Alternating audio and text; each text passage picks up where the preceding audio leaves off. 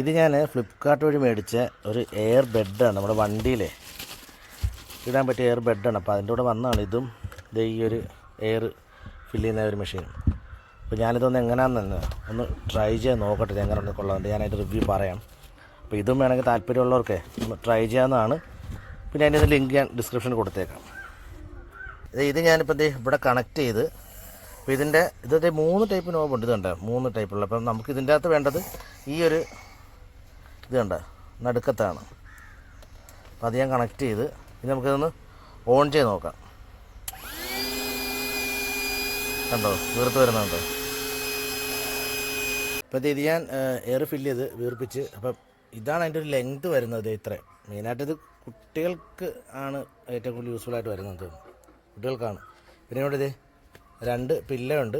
പിന്നെ ഇതെന്ന് വെച്ച് കഴിഞ്ഞാൽ ഞാൻ കാണിച്ചു തരാം അത് എവിടെ വെക്കുന്നതെന്നുള്ളത്.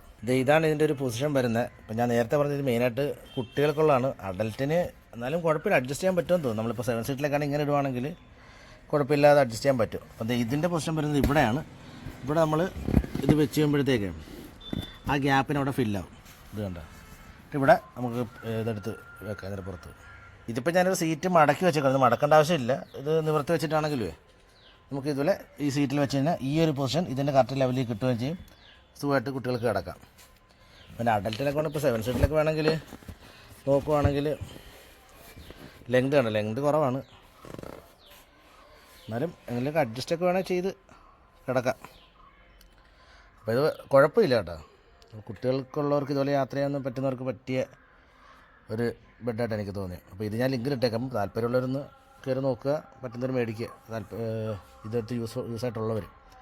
അപ്പം നമ്മുടെ ചാനൽ ഒന്ന് മറക്കാതെ സബ്സ്ക്രൈബ് ചെയ്യണം. നമ്മളൊരു യാത്രയ്ക്ക് വേണ്ടിയുള്ള പ്രിപ്പറേഷനിലാണ്.